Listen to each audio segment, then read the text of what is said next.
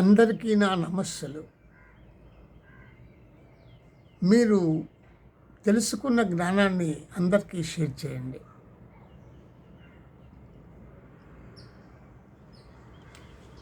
జనక మహారాజు కొలువులో బ్రాహ్మణ పండితులు, శ్రేష్ఠులు, విద్వాంసులు, మునులు, ఋషులు కొలువుదీరి ఉన్నారు. ఎప్పుడూ ఆధ్యాత్మిక చర్చలు కొనసాగుతూ ఉంటాయి. ఒకానొక సందర్భంలో ఒక విషయము దొర్లింది. ఒక పండితుడు సభలో ఏమన్నారంటే, శాస్త్రవచన ప్రకారము రికాబులో పాదము పెట్టి ఇంకొక రికాబులో పాదము పెట్టే లోపు బ్రహ్మజ్ఞాన బోధ చేసేయచ్చు.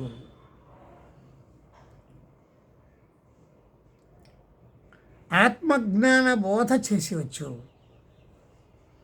అని శాస్త్రము వచిస్తూ ఉన్నది. ఇది సత్యము అని ఉంది. దానితో పాటు చాలా విషయాలు ఉన్నాయి.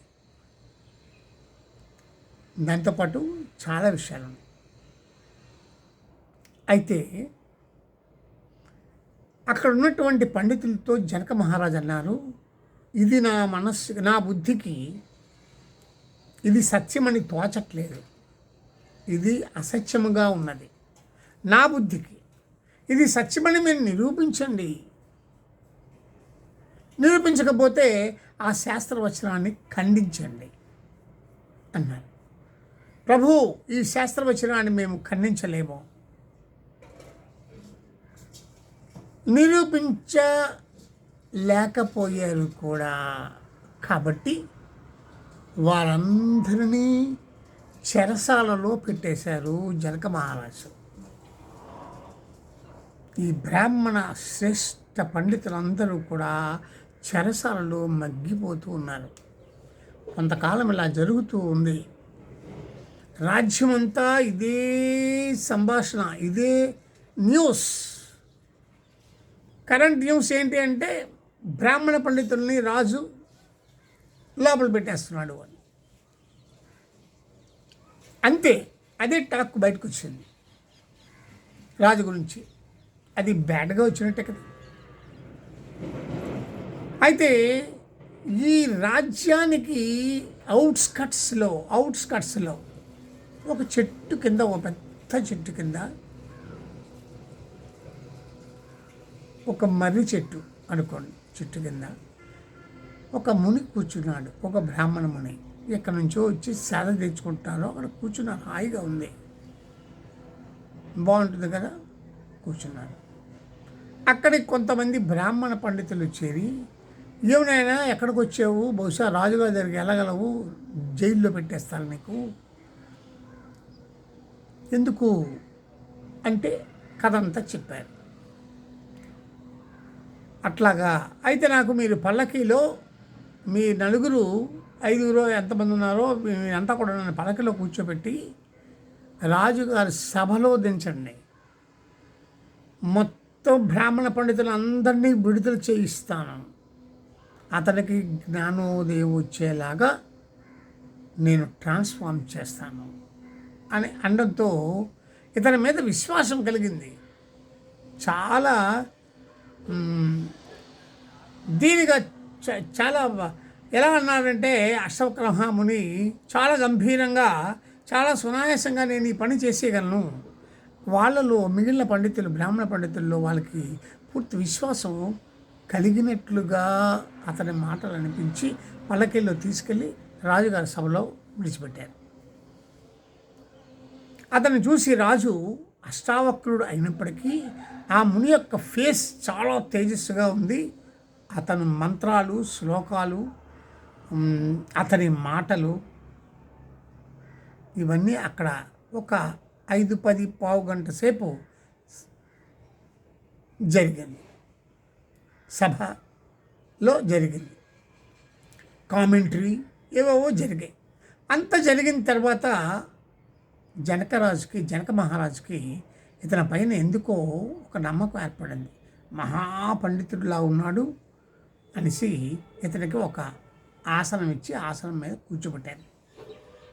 ఎవరు? జనక మహారాజు గారు. వెంటనే మొదటి ప్రశ్న, జనక మహారాజు గారికి వేసినటువంటి మొదటి ప్రశ్న, అష్టావక్రుడు వేసిన మొదటి ప్రశ్న ఏంటి తెలుసా? ఎందుకు నిర్బంధించారు, ఎందుకు జైలు శిక్ష విధించారు? ఇమ్మీడియట్ కారణం చెప్పాడు. ఇందా చెప్పిన కారణం చెప్పాడు. చెప్పిన తర్వాత వెంటనే వాళ్ళని విడిచిపెట్టండి, ఆ శాస్త్రంలో ఉన్న మాట సత్యమే, అది నేను రుజువు చేస్తాను, కానీ ముందుగా వాళ్ళని విడిచిపెడితేనే నేను దాన్ని రుజువు చేయగలను, లేకపోతే చేయను. అంటే రాజుగారికి కూడా ఇతని పట్ల మంచి విశ్వాసం, మాటలో ఒక నిక్కచ్చిగా చాలా స్ట్రాంగ్గా బలంగా మాట్లాడుతున్నారు అష్టావక్ర మహాముని. నమ్మాడు. వెంటనే వాళ్ళందరినీ విడుదల చేశాడు. ఇంకా బ్రాహ్మణ పండితులందరూ బయటకు వచ్చారు. ఇంకా అష్టావక్ర మహాముని దయ వలన, కరుణ వలన వాళ్ళందరూ రిలీజ్ అయిపోయారు. అష్టావక్ర మహాముని జనకుడికి అనగానే జనకుడు అప్పుడే రెడీగా ఉన్నాడు. ఆయన సరే, నేను గుర్రంతో బయలుదేరుతున్నాను, మీకు పల్లకీలో తీసుకొస్తారు, మా సేవకులు, తర్వాత మా మంత్రులు, మా బలగం అంతా కూడా వస్తారు. ఎక్కడికి అంటే అడవిలో ఒక ప్రత్యేకమైన స్థలం చెప్పారు అష్టావక్ర మహాముని, అక్కడికి తీసుకెళ్ళారు. అక్కడికి వెళ్ళిన తర్వాత జనక మహారాజుకి అష్టావక్ర మహాముని ఏం చెప్పారంటే, ఈ బలగం అంతా, ఈ జనమంతా ఉండకూడదు, నేను నువ్వే తప్ప ఇంకెవరు ఉండకూడదని చెప్పారు. అందరూ వెళ్ళిపోయారు. ఈ ఇద్దరే ఉన్నారు. రికాబులో కాలు పెట్టాడు రాజు, జనక మహారాజు. కాలు ఎత్తి ఇంకో రికాబులో పెట్టే లోపు ఆగు అంటే ఇంకో కాలు ఆకాశంలో ఉండిపోయారు. నీవు చదివిన శాస్త్రంలో, నీకు చెప్పిన శాస్త్రంలో ఏముంది? అక్కడ బ్రహ్మజ్ఞానం అక్కడ ఏముందంటే, శాస్త్రవచన ప్రకారము బ్రహ్మోపదేశము చేయబడుతుంది. ఒక రికాబులో కాలు పెట్టినంత సమయంలో బ్రహ్మోపదేశం చేయబడుతుంది అని ఉంది శాస్త్రంలో. అదే శాస్త్రంలో అక్కడ ఇంకొక విషయం ఉంది. ఏముంది? గురువుని నీవు ఎంపిక చేసుకోవాలి అని ఉంది. తరువాత గురువు చెప్పిన మాటలు, గురువు చెప్పిన చిన్న విషయం కూడా తూచ తప్పకుండా పాటించాలని ఉంది. పరిపూర్ణంగా పూర్తి విశ్వాసంతో గురువుని నీవు విశ్వసించాలి అని ఉంది. ఉన్నాయా లేవా అని రాజుగారిని అడిగితే రాజు చెప్పారు, ఉంది సార్ అన్నారు. ఉంటే చెప్పు. ఇతను ఎలా ఉన్నాడు? జనక మహారాజు రికాబులో కాలు ఉంది, ఇంకో కాలు ఆకాశంలో ఉంది కదా. ఎలా ఉన్నాడు? అలాగే ఉండిపోయాడు అక్కడ. ఏమని అప్పుడు జనక మహారాజు ఏమన్నాడంటే, అలా ఉంటూ, ఓ శ్రేష్ఠ బ్రాహ్మణ శ్రేష్ఠుడా, మునీశ్వర, అష్టావక్ర మహాముని బోధిస్తూ, మీరే నా గురువు. నా దేహము, నా మనస్సు, నా రాజ్యము, భోగభాగ్యాలు, సిరి సంపదలు, ఐశ్వర్యము అంతా మీకు అంకితం. మీరు ఎలా చెబితే అలాగ చేసేవాడిని. కానీ ఈ మూడింటిలో, ఈ మూడు విషయాలు చెప్పాను కదా, ఈ మూడు విషయాల్లో ఏది ఒక చిన్న ఇసుమంత తప్పు కూడా చేయను, ఇసుమంత మాట కూడా తప్పను. మిమ్మల్ని నేను గురువుగా స్వీకరిస్తున్నాను అని అన్ని వెంటనే పరుగున ఈ మహాముని, అశ్వక్ర మహాముని ఆ పక్కన గుహ ఉంటే అతను గుహలు తెలుసు కదా బాగా, తపస్సు చేసుకుంటాను. ఆ గుహలోకి వెళ్ళిపోయి 48 అవర్స్ రాలేదు బయటికి. ఈలోపు ఆ రోజు సాయంత్రం ఓహో రాజ్యం అంతా బలగం మంత్రులు అందరూ వెతుకుతూ వచ్చి రాజుగారిని అలాగే ఆ కాలు పైకి ఈ కాలు కిందకి అలాగే ఆ పల్లకీలో రాజుగారిని తీసుకెళ్ళి అతని బెడ్రూమ్లో పడుకోబెట్టి డాక్టర్లు అందరి సేవకుల్ని పిలిచి ఇంకా రాత్రి పగలు అలాగ 48 అవర్స్ సేవ చేసిన ఆ కాళ్ళు అలాగే ఉన్నాయి. ఆహారం లేదు, పానీయం లేదు, ఏమీ లేదు. 48 అవర్స్ తర్వాత అతను కనిపించారు. అంతవరకు గుహలోనే ఉన్నాడు.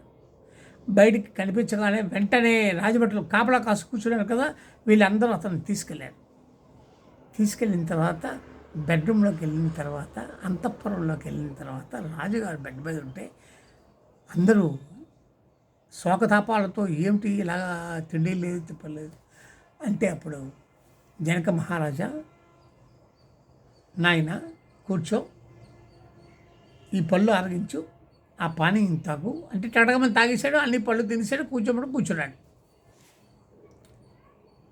దీని అర్థం ఏంటి అంటే అక్కడ సభలో అందరూ ఆశ్చర్యపోయారు. అశోక మహాముని చెబితే ఆ పని జరిగింది, చెప్పకపోతే లేదు. ఎందుకు? అతడు ఏమని అతను ఇచ్చేశారు, మాట ఇచ్చారు, ఈ తనువు మనస్సు రాజ్యము భోగభోగాలు సిరి సంపదలు ఐశ్వర్యము నాకేముంటే అది అన్నీ నీ వశమే అన్నారు కదా. అతను అతను చెబితేనే ఇతను చేస్తారు. అది 48 అవర్స్ ఎందుకు ఇతను గుహలో ఉండిపోయారు? కారణం ఏంటి? ఇతను మాటే చెప్తున్నాడా రాజు, ఆచరణ ఏమైనా ఉందా అని టెస్టింగ్. పరీక్షలో రాజు నెగ్గాడు. జనక మహారాజు పరీక్షలో సక్సెస్ అయ్యాడు.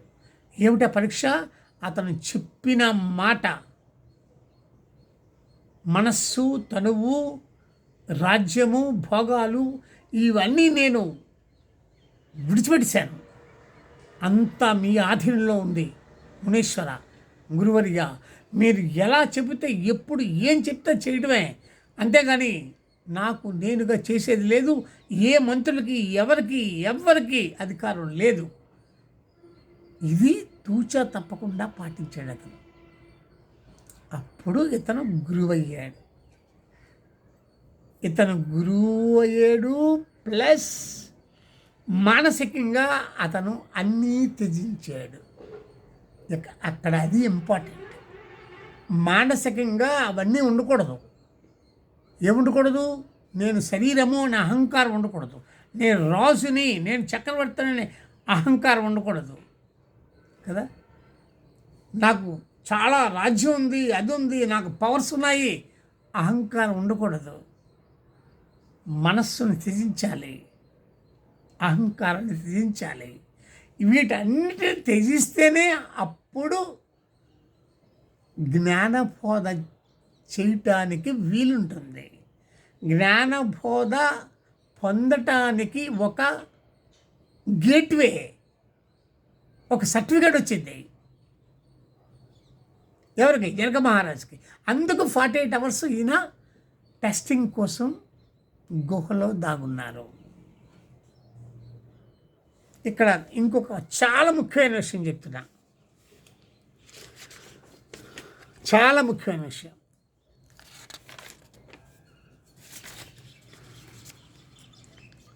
సమస్తమునకు బీజమైన మనస్సును లేక చిత్తమును త్యజించు. మనోత్యాజ్యం సర్వత్యాగం. మనోత్యాజ్యం సర్వత్యాగం. త్యాజ్య వస్తువు అహంకారం. త్యాజ్య వస్తువు ఏంటి? అహంకారం. త్యాజ్య వస్తువు అంటే త్యజించవలసిన అతి ప్రధానమైన వస్తువు అహంకారము. నేను చక్రవర్తిని, రాజును, నేను ఏదైనా చేయగలను, అది పోవాలి. జ్ఞానాన్ని మీరు పొందాలంటే ఎవని చేత ఈ సమస్తము త్యజించబడుతుందో అతడు సర్వమునకు అప్రమేయ అప్రమేయమై ఉన్న ఆత్మస్వరూపుడే అవుతున్నాడు. ఎవని చేత ఈ సమస్తము త్యజించబడుతుందో అతడు సర్వమునకు అప్రమేయమై ఉన్న ఆత్మస్వరూపుడే అవుతున్నాడు. ఇది విషయం. అందుచేత అష్టవక్ర మహాముని గుహలో దాగున్నారు. ఇప్పుడు తేలిపోయింది. జనక మహారాజు ఆత్మజ్ఞాన బోధ పొందటానికి, బోధ చేయించుకోవడానికి అర్హత పొందినవాడు అని. ఇప్పుడు నుంచి గురువుగా జనకునికి అష్టావక్రుడు గీత ఉపదేశం చేస్తారు. ఇంతవరకు ఒక భాగం. అందరూ జాగ్రత్తగా దీన్ని ఫాలో అవ్వండి. ఇందులో కూడా చాలా విషయాలు ఉన్నాయి. మనము జ్ఞానస్వరూపులు అవ్వాలన్నా ఆత్మజ్ఞాన స్వరూపులు, అదే నిజమైన విద్య. ఆ విద్య మనం అందులో శ్రేష్ఠులు అవ్వాలంటే ఇప్పుడు నేను చెప్పిన లాస్ట్లో నేను చెప్పాను కదా, అవి ఏంటది? త్యాజ్య వస్తువు అహంకారము, మనోత్యాజ్యము సర్వత్యాగము. అది జరగాలి. అది వాస్తవంగా సత్యంగా జరిగిందా లేదా అది పరీక్ష చేసుకోవాలి. ఆ పరీక్షలో నెగ్గాడు జనక మహారాజు. నీవు నెగ్గితే ఆ పరీక్షలో ఆత్మజ్ఞాన బోధ తీసుకోవడానికి అర్హుడవుతావు. అంతేగాని పుస్తకాల పఠనము ఇంకేమిటో ఎక్కడెక్కడో తిరిగినా నేను చెప్పలేను. దానివల్ల ఏమీ రాదు. ముందు ఇవి ఏమిటది, మళ్ళీ చివరికి నేను చాలా స్పష్టంగా రాసుకున్నాను. ఇవి మనోత్యాజ్యం సర్వత్యాగం. త్యాజ్య వస్తువు అహంకారం.